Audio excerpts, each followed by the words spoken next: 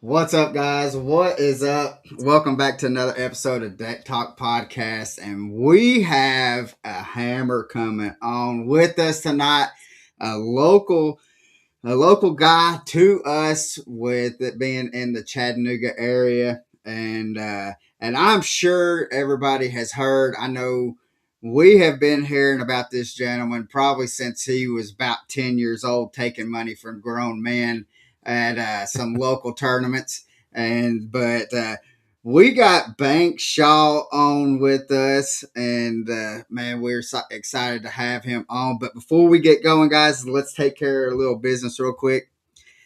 So, lights out on the water, not with Firefly Outdoor Marines. This navigation light blasts bright without eye brightness or attracting bugs. So make sure you are seen with Firefly Marine Outdoors navigational lights. Go check them out at fireflymarine.com. Use discount code DECKTALK10 and enjoy those navigational lights and check out the other products that they have. But guys, if you don't know, I'm Colin Burnett. I'm Pappy J. It's good to be back. Good to be back. Man, I tell you. So we happened to get lucky, guys, and we have scheduled Banks to come on before he just made just tore him up on stage 6 at what was it, Grand Lake. Yep, And Grand Lake. I appreciate you guys for having me on. The run I've been on has been pretty special, and to get on here and be able to talk about it, it's even better. Heck yeah, heck Heck yeah. yeah. And so I want to start out, Banks. So how did you get into fishing? For people that may not know your history with fishing. So how did you get into it? Pretty much how it all started. I actually grew up right around the lake. It was on Lake Chickamauga back in Wolf Timber Creek. If any of you guys are familiar with that, I had a little local lake lot down there. We had like a community boat ramp. Everybody in the neighborhood did, and that's pretty much where it all started. I would just go down to the boat ramp and just fish off the bank. Pretty much, just throw a red worm, night crawler out there, and just pretty much catch whatever bit. And how I got into bass fishing was I would catch some bass around there pretty much, but my grandpa, he would take me to his buddies like stocked ponds out in it was actually in Appleton, Tennessee, and he would take me out there and I'd catch Right. just a ton of fish, and like from then on I pretty much loved it. And then I fished off the bank a ton on the lake right around Harrison Bay, the state park. And I got my first John boat whenever I was around, I think, 10 years old. And I just had some trolling motors on it and would troll around the bank. And then from then on, I pretty much like knew right then and there, like this is what the dream was. Like I wanted to do it from then on out. Heck yeah, and that's one thing you that I want to be able to, like, with the podcast, that we want to be able to show, like, for kids that have that dream, to make fishing as a living. And you are, you are, when we get asked that, we tell people to kind of like follow in your footsteps, because forward facing alone, you are a hammer on forward facing sonar, but you are so versatile in any other aspects of fishing. So you're not solely relying on forward facing sonar, that you can adapt and make that changes when you need. And so that's, we tell people, like, just watch video of Banks. That's all you need to do. Just watch video of Banks, because it's just, that's how you need to kind of approach doing things, and just spend a lot of time out on the water.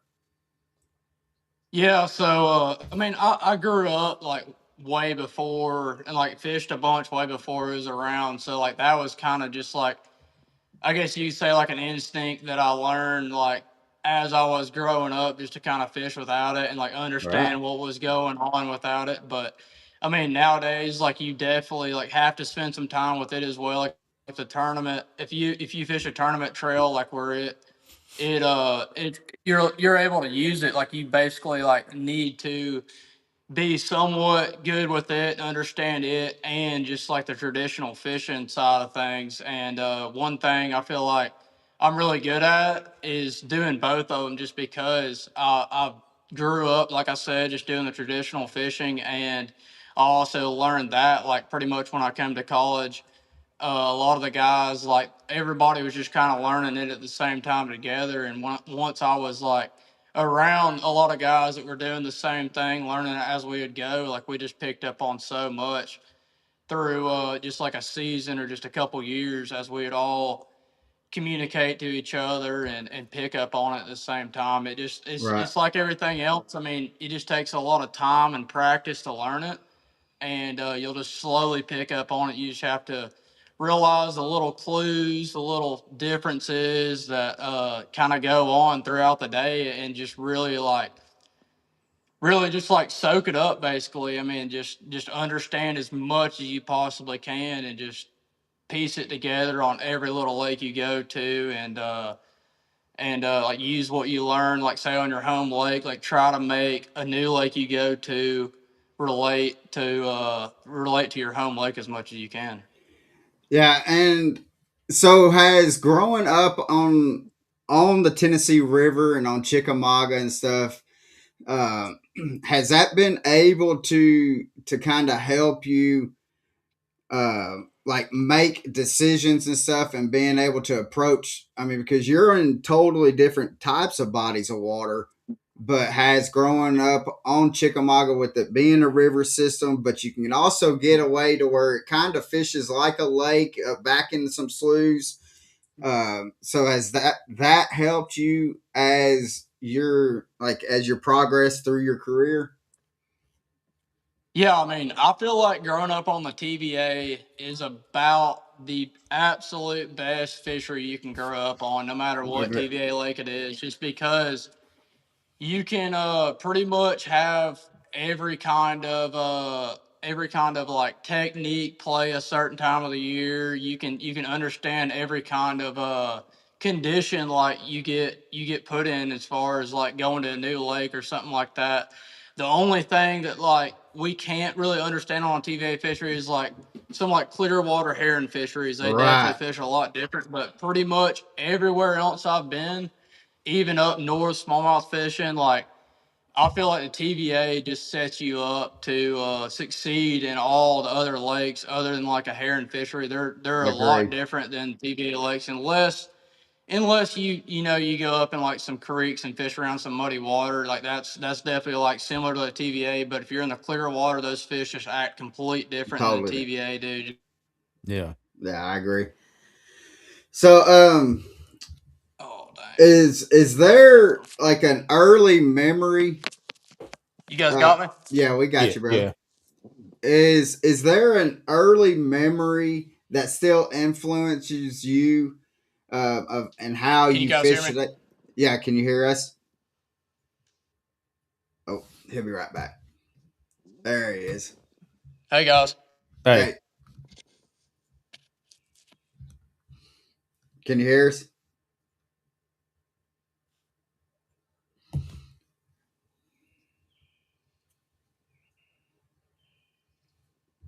Can you hear us?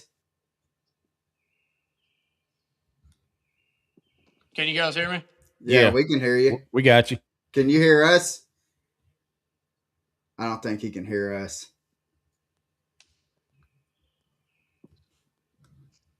Can you hear us, Banks? Can you hear us? Let's see. What if we?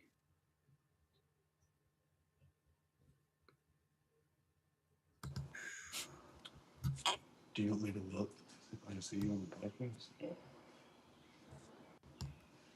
See, I can hear him. Yeah. So, uh, while we're trying to figure this out, um, but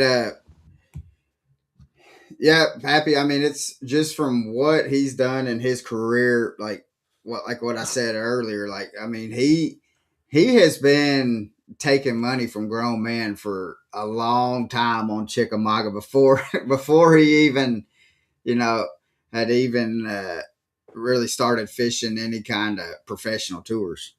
Well, and I think, and again, just kind of reiterate what he said. I seriously think that the TVA, it can make you a better fisherman, and it can also spoil you in ways because, you know, For sure. but even when they're not pulling water, it can kind of relate to a reservoir Yeah. fishery. And that's, I guess that's where you have to transition in that mindset. And just as well as I do, man, that's one of the hardest things to do because we're so used to running water and them pulling the water, and once they stop that, now we're searching for wind and stuff like that, and we have to kind of transition our way of thinking of what are we gonna do, or technique to throw to try to catch these fish. Yeah. And but it's hard. I mean, what these guys do and have to go to these different fisheries and to fish them, especially when you're used to a TVA lake. I commend people like Bank Shaw and uh, you know all of them that if they fish in any kind of Tennessee river system, and then Right. having to go to like a reservoir and try to fish some kind of type of reservoir or something like that. I mean, it could get challenging and Uh, especially stressful. I mean, I couldn't imagine. I couldn't uh, imagine it. well, I mean, I'm right there with you. I mean, it's uh, my thing is like how that, I mean, one thing that I think that kind of separates them from just, let's just say, your average weekend angler and stuff like that, is the fact that they have a couple of days, to be able to Hmm. go pre-fish. And some of these tournaments, though, they don't get any kind of pre-fish. They get dropped off at the lake, and they say they get a map handed to them. They say, you got from this area to this area, show us what you can do, Yeah. but to be able to go and find the fish that they need to be able to put themselves in the in contentions to win, or just to be in the money, let Hmm. alone win. And we and I think that, I mean, and a lot of it, I mean, he even said, just he just spent a lot of time out, out on the water, and everybody that we talked to just about trying to get better. That's what everybody says. You have to spend time out on the water, and so I but just how they're able to find fish literally so quick. And it's, what's up, brother? Can you hear us? Can you hear us? Daggum. I don't know what's.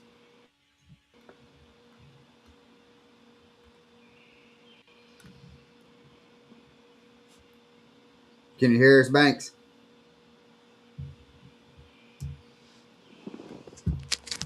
Let's see. What if I do? All right. I'll send him. Yeah, I mean, but even when he was talking about, when he was just a young lad, and getting in a john boat and Just puttering go. Yeah. around and beating the banks, and back in Wolf Teaver and stuff like that. And I tell you, that's not a bad place to start either. Back there in Wolf Teaver Creek, Mm, No. it goes pretty deep back in there. I'm Yeah. not So, sure what's going. um, I don't know why it's acting up, but yeah. I mean, well, I mean, I mean, you fished Chickamauga. I mean, just as long as I have, and we've gone back into Wolf Teaver, and I mean, we have caught a bunch of fish back there, and Well, there's plenty of things to fish. I mean, you got all kinds of options. You got a little bit of deep water. You got some springs. You got some pools. You got docks. You got stumps. You got some bluffs. You know, there's just there's so much back there that you know. And the crazy thing is it's one of those creeks that there's no telling how long it would take you to fish it, you know, no, and probably you would probably still miss something, you uh, know.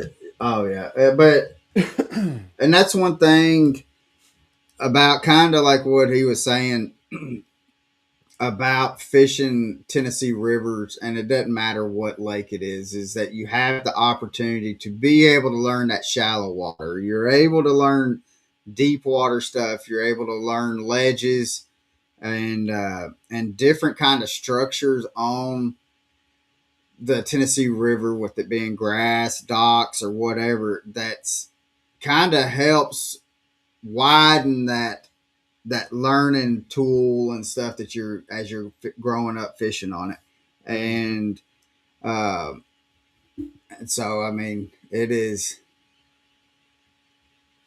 Can you hear us? I don't know what it is, brother.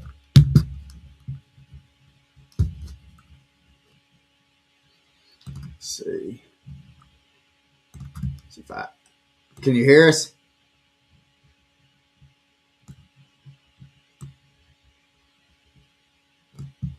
I wonder if he's got some earbuds. Yeah. Let's see.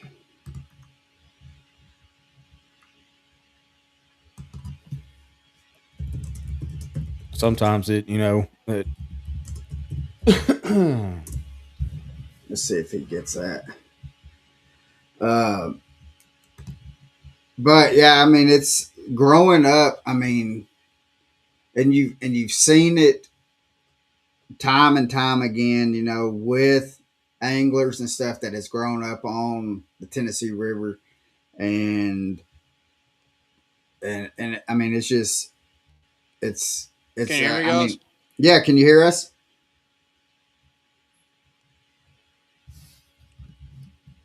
Can you hear us, Mhm. Banks?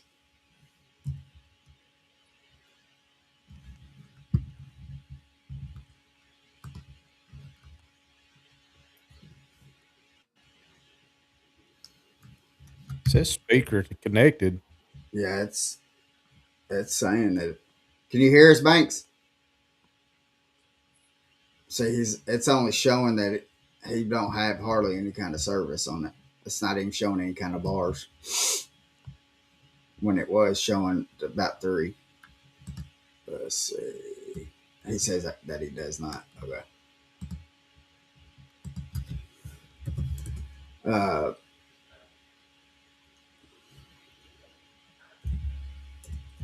Mhm. so, but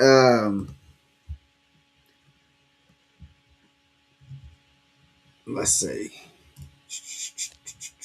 I'm trying to figure out what we can do.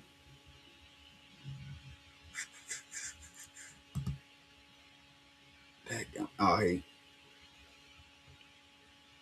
can you hear us, Banks?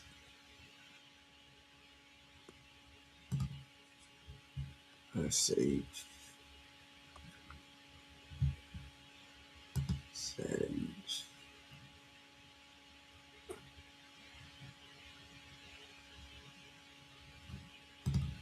All right.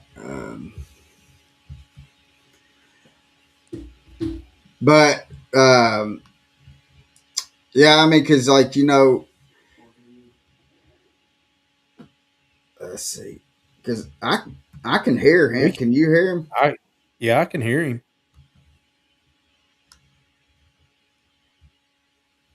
I just Uh, can't. I he think can't it's on hear his us. end. Yeah. Let's see. Now he's got a little better signal. Let's see. It's going to. Yes. Sorry, guys. We will get it. We'll get it figured out. I'm going to next time. I'm just going to tell him to see if he can completely go out and log all the way back in. But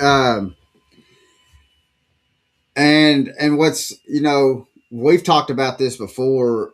I don't know if we talked about it on the podcast, but I know we have on the boat of like how different, like one different from like lake to lake, like let's say Chickamauga, Nickajack, Gunnersville.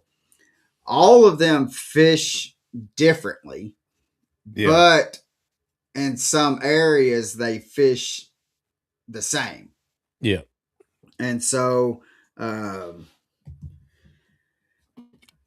but, and I think that also helps out. I mean, because being, like even from here, we're, we're a stone's throw from Chickamauga, Nickajack, Gunnersville, and I mean, and not that far from hitting Watts Bar, and Mm-hmm. I mean, we can drive an hour and a half and be on Wheeler. Mm-hmm. So that's, I mean, we got, I mean, that's what, five lakes that that are pretty well known.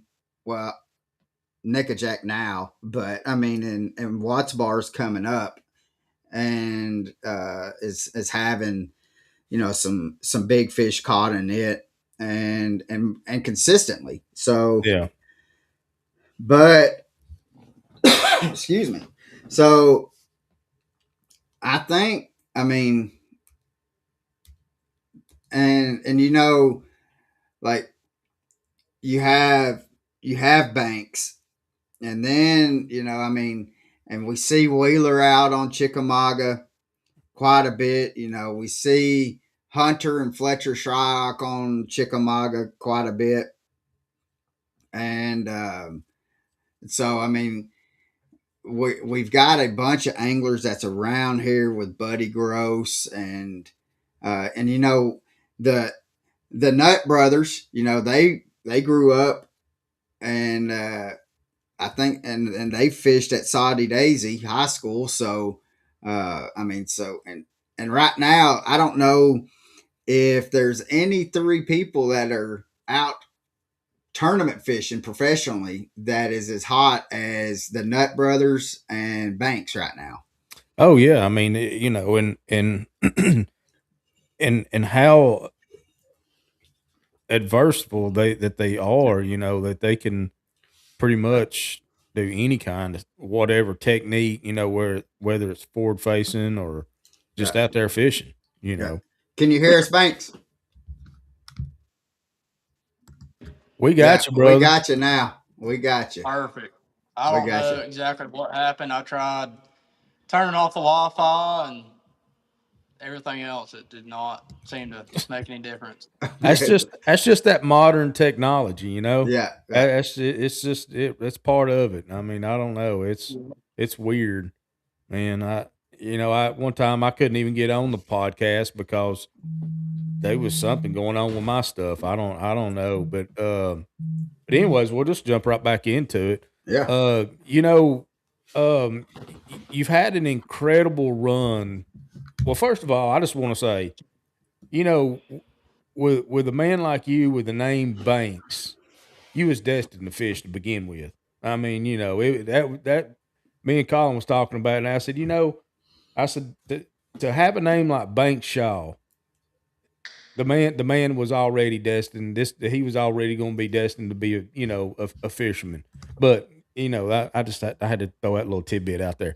But you had an incredible run the last couple of years, dominating the college scene, setting records on the invitationals, and an unreal average of finishes that you had. You went in Angler of the Year, rookie, and now your first Bass Pro Tour victory with an epic comeback at Grand Lake.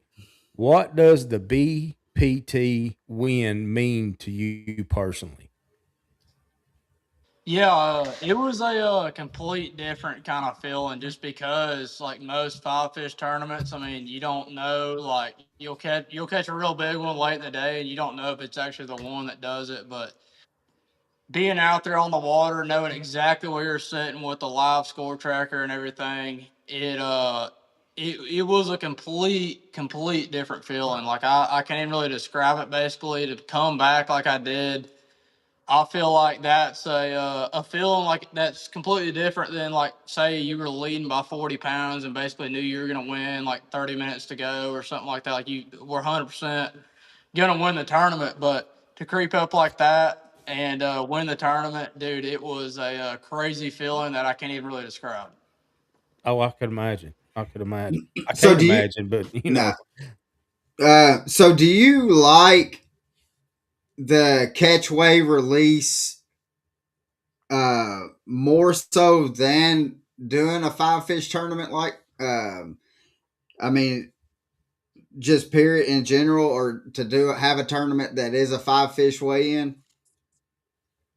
Oh, personally, I mean, yeah, I think it's the future of the sport probably just because I mean there's so many tournaments that are around now and with forward facing being out, like for some tournaments where they can use it the entire time, like the amount of fish getting caught and pulled out of certain areas, like I think that the every fish counts format, like catch, weigh, release, is personally like my opinion is the future of the sport, just because like like looking at the conservation side. I mean, it's definitely better for the fishery than any other kind of format out there.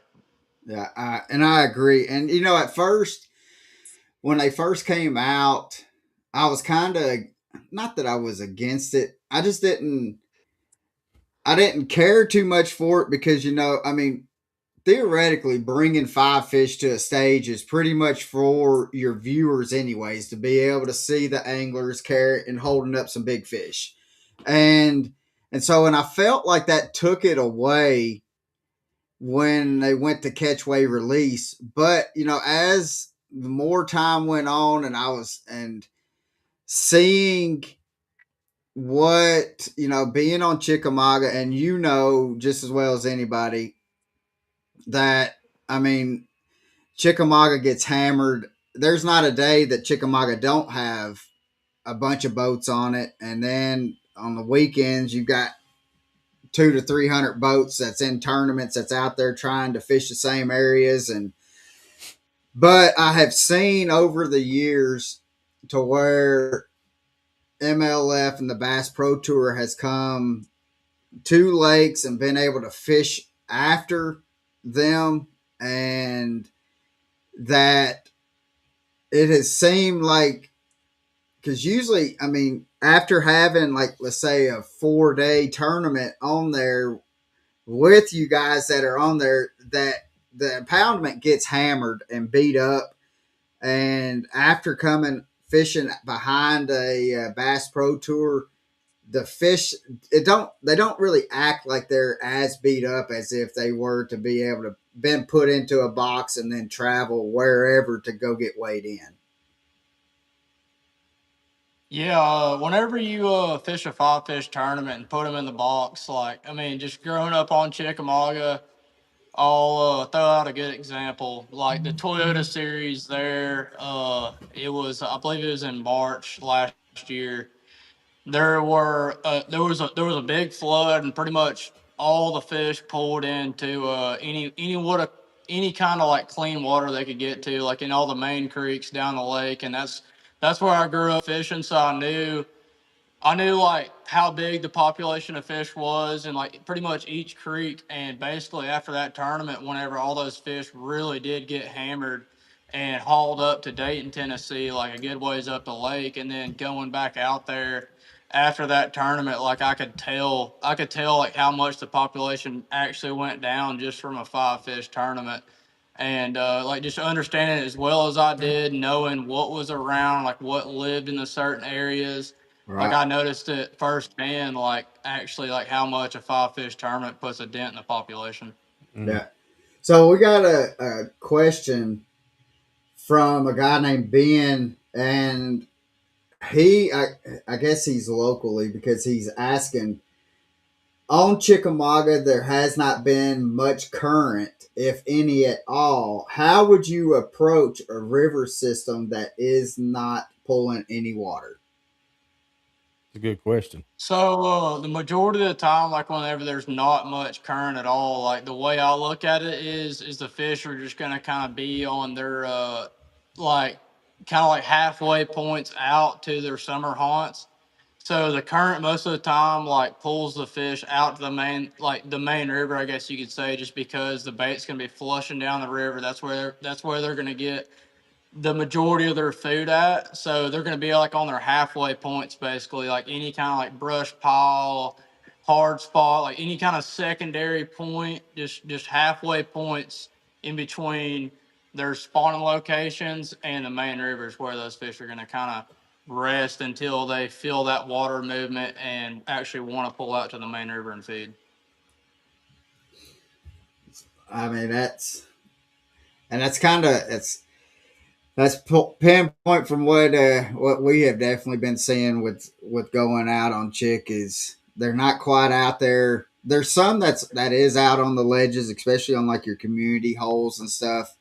But the bait has definitely been. I've seen more bait on the secondary points and the sloughs Mm-hmm. here of late. Um, so we got another question. Uh, so would you this ask would you rather uh, hold on, it moved up on me. Would you rather be fishing shallow with a forward facing sonar or out on a ledge or in deeper water without? Oh, I mean, that's kind of a hard question there. There's certain times like whenever you can be out deep and the fish are fresh and it doesn't really matter like whether you have it or you not. They're just gonna chew either way pretty much when they first get out there. Then up shallow, I mean there's certain times whenever you can find the isolated pieces of structure that are a little bit off the bank and kind of in that shallower depth range. I would say like 6 to 3 foot, I guess you could say, or even six to a foot, really. And you can really utilize it up there just to kind of see the stuff that's just off the bank that you wouldn't see if you were just using your eyes, like your visual targets. So I mean, personally, like I would rather have it whenever I'm off the bank. I would say like out super deep is definitely the best time to have it, just because like whether you're in a five fish format or every fish counts format, like, you can kind of target those isolated big fish. Like say you have a big school, they're not all going to be sitting in just one tight little circle. You can actually see kind of some bigger fish. Most of the time, they kind of sit around the sides of like the main group of fish, and you can kind of target those bigger fish out there deeper with it a lot easier. Yeah. Yeah. You're known for like kind of, I would say, like mastering the Tennessee River systems, especially like Chickamauga and like Gunnersville, Pickwick areas and stuff. What makes those fisheries special to you, and how do you approach offshore fishing and ledge fishing differently than a lot of other pros? Oh, so I mean, like one main thing you have to like pick up on whenever you go to a TVA fishery is like the current flow. So a lot of the lakes, I mean, the current's going to flow. I mean, well, every TVA lake, the current's going to flow from the upper dam down to the lower dam. So all your upward facing bars are going to have the current just pounding on them pretty much. And those fish want to sit majority of the time towards like the upper part of the bar just so they're like sitting right there. So the bait fish basically are going to hit like the upward facing like part of the bar first. And like, so they're going to be right there where they can just get the first bait ball that comes over the flat basically pretty much, or like they'll sit on like just over the top of the bar, so like the current will hit it and flow over it, and they'll be sitting right out of the current, and then the bait will just pretty much flow right over them. So you have to basically kind of read the current as best you possibly can. Just look at it like it flows from the upper dam down to the bottom dam, and just kind of put the puzzles of the or to put the pieces to the puzzle together. Pretty much Right. is what it comes down to, and understand it as best you possibly can as far as the current flowing down the river.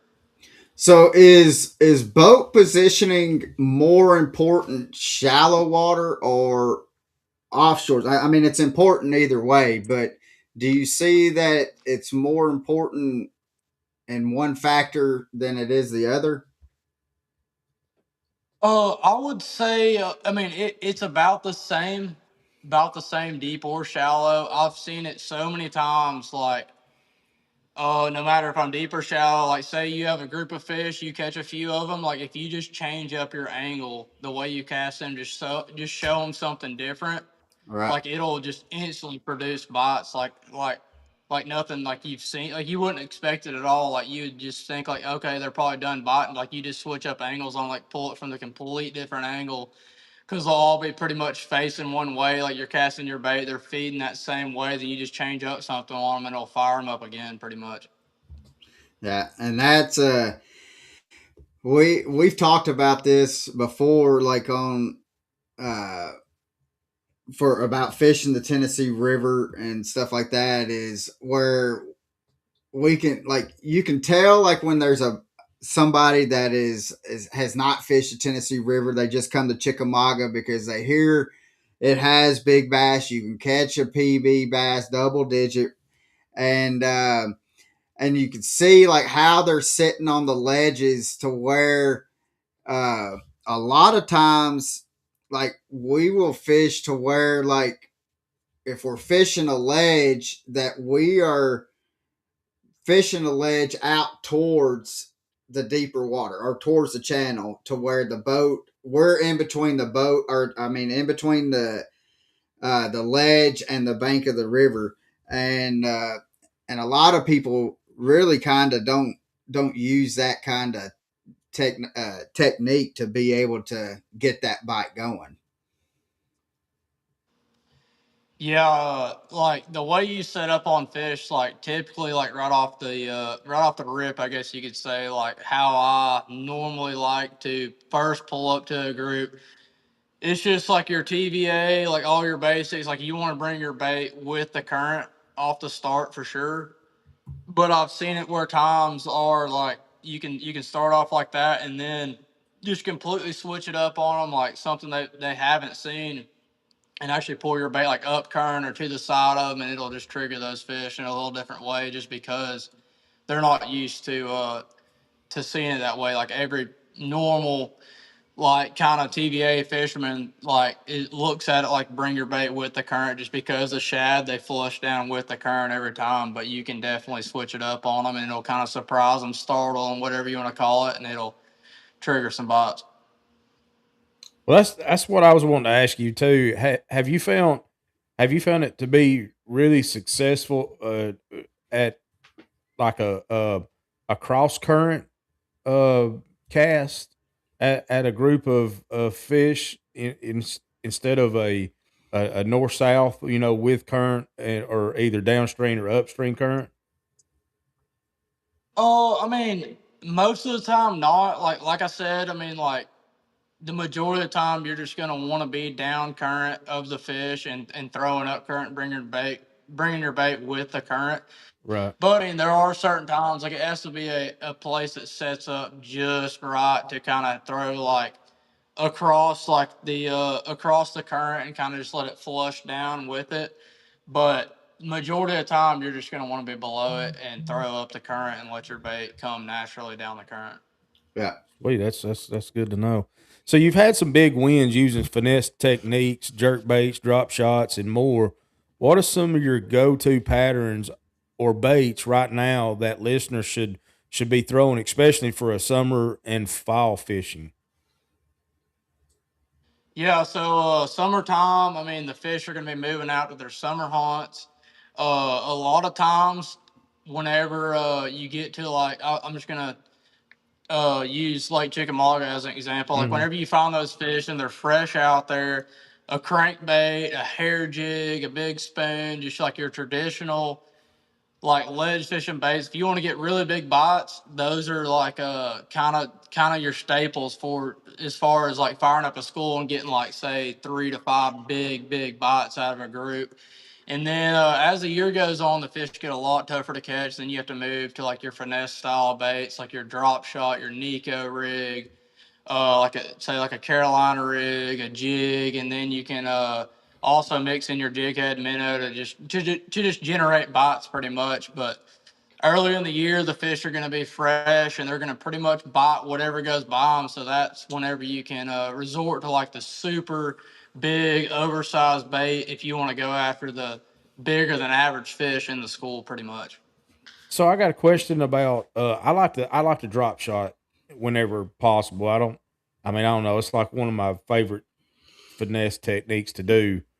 I'm not necessarily great at it, but I like to do it. Anyhow, whenever you set up your drop shot technique, and I've heard of different guys that would talk, and they use different side or different type of hooks. They may go with a small finesse hook, or your typical drop shot hook, or they may even increase the hook, maybe go to a one or something like that.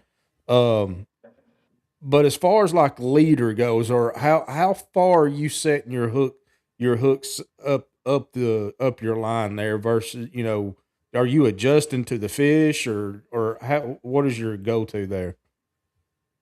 No, a drop shot's a bait I really kind of just keep simple. Hmm. I typically only go. I mean, like a probably like a 8 to 12 inch leader above, or like 12 to 8 inches above my drop shot weight. So I just keep it a little bit above the bottom. I've heard like some guys before say like, yeah, keep it like 2 or 3 foot above the bottom. I personally have never even tried that. I just, like I said, I keep it simple. And if they're biting it, I feel like they're pretty much gonna bite it, whether you have it 8 inches or 12 inches or 14 inches above the weight. Like they're just gonna be eating it.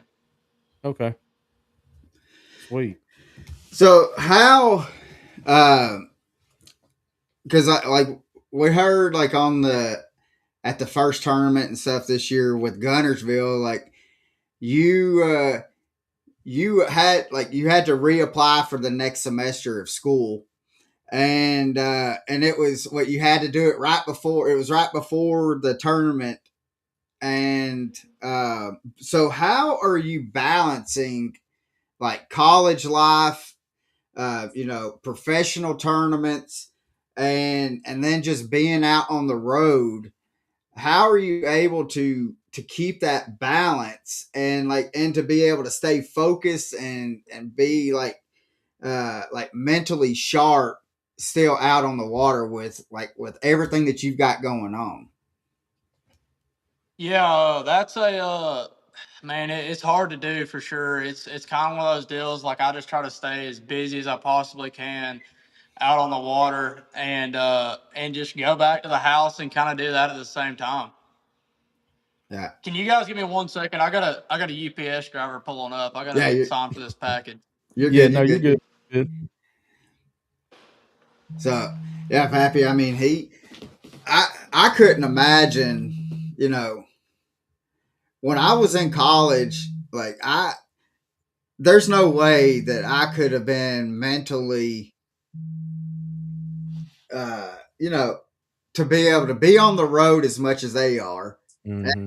traveling, being, and then be able to keep my mind clear enough to be able to know and focus on like I need this to be able to go, uh, and to be and still be able to pull off tournaments. It to me is just I don't know how in the world he does it. It's crazy. It just blows my mind just to see what he's how he's doing it. Oh yeah, Yeah, absolutely. sorry about that, guys. I Oh, you're good, got a brother. UPS driver right here. They're staring at me with their little device out, wanting me to sign for a package. No, you're fine. You're fine.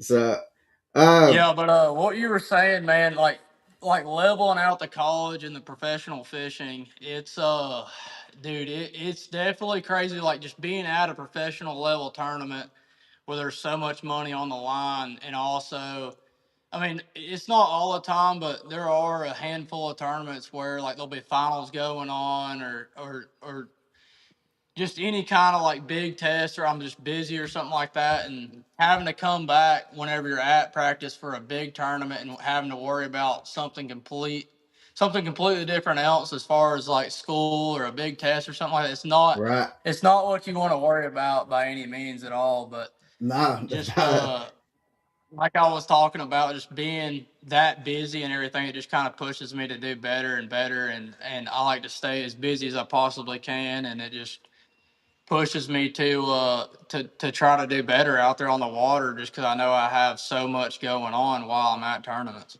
yeah. And I mean, because that's one thing that it is that I was saying while you was getting that signed is like to me when I was in college and stuff like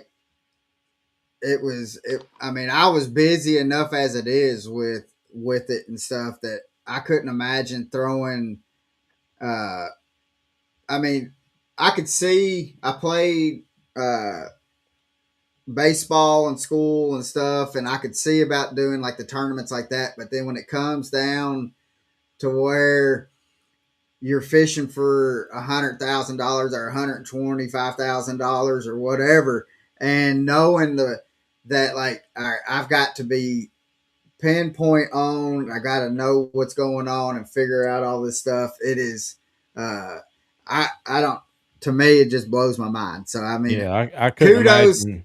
kudos to you, brother, on it. Yeah, I couldn't imagine the stress and the anxiety of balancing both. I mean, Yeah, yeah, it's going from one extreme to the next, and the military was stressful enough, and you had it was controlled chaos. So I guess that's kind of how it is, though. I mean, it's controlled chaos for you guys out there. yeah. Michael Bradley says, "Good evening, fellas. That was an exciting last Gonna period lose to again. watch." No, we got you still. Can you hear us?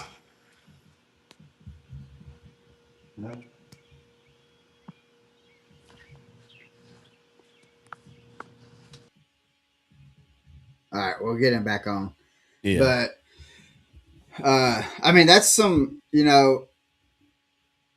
you know what's he said. We had last week. We had Caleb Bell on, and Caleb said the exact same thing that he just said. If you guys caught that from last week to this week, the two baits that Caleb said that he would be throwing right now, Banks just said with a big spoon and a hair jig. So Yep. uh, if you're not having either one of those tied on right now while you're ledge fishing, uh, you you might want to think twice about it. So he was just on, but I'm back in here. Can you guys hear me? yeah, we got you, brother. Sounds good. So so we won't hold you up too much longer. We next week we or this month we're doing a MLF takeover. So everybody that has been on is fishing in the MLF in some form or fashion. And next week we got some people that's going to be on that you may have heard about. I mean you don't. I mean it's not that they're a big name by no means, but uh I mean, we just got the Bassmaster Classic winner coming on with his brother, so we're going nuts next week. Is there a question that you would want to ask, or for us to ask uh, the Nut Brothers from you? That you is there a question that you would want us to ask during the podcast next week with them. Are you asking me if I want you guys to ask a question? Yeah, is there a question that you would want us to ask the Nut Brothers uh, from Oh you? man. No, So, I mean I don't have any questions. I'm so close with them and everything. I mean, right. I don't That was have the any reason certain why I kind of questions. said it like that, but because we had Wesley Strader on, and he wants us to ask because I told him that we was gonna have the Nut Brothers on. I just didn't know if it was gonna be this week or the next week, and he wanted us to ask how many times have they tricked girls when one's been dating one and they swapped them out. That's a good one. That's a good one. So, That's a real good one. but thanks, man. I mean, we're so stoked to be able to have you on, and it is a pleasure to be able to watch you grow and being in the Chattanooga area, and uh and seeing what you've done and with taking a lot of money from these grown men from on Chickamauga and stuff like that. It's been a real pleasure to watch you, and especially as you've grown up. Uh, but is there something that a piece of advice that you would give kids that are trying to maybe just trying to just make a high school team or trying to go collegiately? Is there some advice that you would give to them? Oh yeah, I mean the best thing I can say, like I know a lot of people will say the same thing, is just putting your time in on the water. You got to want to be out there and love to do it and have the drive to go out there and just want to learn, figure out where you're going to get the next bite, that kind of deal. And that's definitely what got me to where I'm at now. I Yeah. loved it since day one and been eat up with it since. Heck yeah. So, hey, Pappy, do you want to Yeah, talk real let's. quick Huh? about the salute to valor and stuff? Yeah, let's do the salute to valor before we move into the final question here. Yep. So today's salute to valor is none other than one of our sponsors, and this guy I mean he's a great guy. He sponsors the podcast, our salute to valor part of the podcast, which is this. We get to take not or I guess call out the men and women in uniform and thank them for what they do and the sacrifices they made in for our country so that we can do what we do here, fish and talk about fishing and get to have people guys like Bank Shaw and on the podcast and just sit around and talk. But it's none other than Master Sergeant Luke Carthorne. He was in the Air Force. His MOS was 3D 174, which is Spectrum Operations. I'm not too familiar with the Air Force, but sounds like an important job to me. He spent 20 years in service. If you don't know, and if you have never been in the military, 3 years is a long time in service. I mean, the things that we put our bodies through to day in and day out just to stay fit and to stay ready for combat or just training in general. I mean, 20 years that's a good bit of time. And Master Sergeant Luke Carthon, we appreciate you. We salute you, brother. Thank you for your sacrifice and thank you for what you do for the podcast. I mean, we don't we there's no more words that we got for you. I mean, you guys over there at Ways Energy Drinks, y'all do an excellent job, put out an excellent product, and we really honestly thank you from the depths of our heart. Yeah. So, thank you guys. And but real quick, Banks, I want to ask you, like you had done. Um, a what was it? The how what was it? With one of your sponsors, uh, you had done the to where they if people bought that entered them into a free fishing trip with you. And one, can you talk about like your sponsors that kind of help you get to be able to do what you do, and can you also talk about like that if especially if y'all are going to do another one of those like the fish with you or the Nut Brothers? Yeah, so I haven't thought about any other kind of just fishing trip just yet. But I mean, sponsors, I mean, every one of these guys that are in this the pro fishing industry, they'll all tell you like we could not do without those sponsors. I mean, I have Rapala, Icon, Yamaha, Bigs Only, Crush City, 13 Fishing, Suffolk's Line, Hennessy Outdoor Electronics. They're right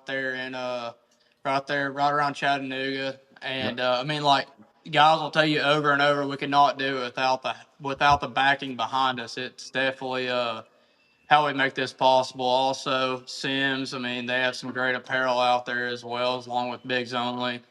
And yeah, it's definitely super nice to have those guys behind us and everything, and support us along the way, and just make this dream kind of possible to chase. Heck yeah. So and I actually I need to go and get a couple of some shirts from that Bigs Only, and Yeah, really. because some of their apparel is, I mean, the apparel on there is just phenomenal. And so, uh, but let's go with our last question, brother. If you could have one person on the boat, that person can be still with us or have passed on. Who would that be, and why would you want them on the boat? Man, I would have to say my grandpa that passed, his name's Bob. He kind of like grew up just right around the lake, just like I did. I got to spend a few years with him. He always had houseboats, all kind of John boats. He was always wanting to fish out there. I just never really got to fish with him whenever I was like super young and everything. I would say he'd be the one guy I'd want to have on the boat with me one more time. Heck yeah! Now, now, what would you think that he would be going through his mind? You know, like seeing the technology and stuff that has uh, that how far technology has come in the fishing industry. What do you think would be like going through his? Do you think it would blow his mind that we could actually watch fish actually bite a bait? Oh yeah, I mean 100%. I mean it's pretty crazy. I mean even to me like that we can really like know what's going on and understand like so much nowadays compared to I mean even just 6 years ago, 7 years ago that like I mean it's just crazy how much it's changed. I'm sure it'd be even like more just mind boggling to somebody that has like seen it just evolve over so many years. Right, right. Mhm. So Yeah, it definitely is for me. yeah, I mean it is definitely crazy to see just from the time that with growing up, and I grew up in Middle Tennessee fishing Old Hickory Lake, and then moved to Chattanooga and been here for 26 years, going on 27, uh, and just seeing going from being in my grandfather's boat with a flasher, it's just been crazy to see what Yeah. it is now. Oh yeah. So, but guys, we're going to get off here next week again. We have the Nut Brothers coming on, and so we're going to get to ask questions to them and kind of chit chat, pick their brains a little bit, and but don't make sure you don't miss that episode. But there's links to every social media for Banks in the description. So make sure you go hit those links, hit that like, follow, and subscribe, and keep track of what Banks is doing. And so, and make sure you tell him that you saw him on the Deck Talk podcast. And with that being said, remember, guys, God loves you as if you were the only person in this world to love. And we will see you next week, guys. Appreciate it, Banks. Appreciate Thank you. you guys for having me on. Thank you.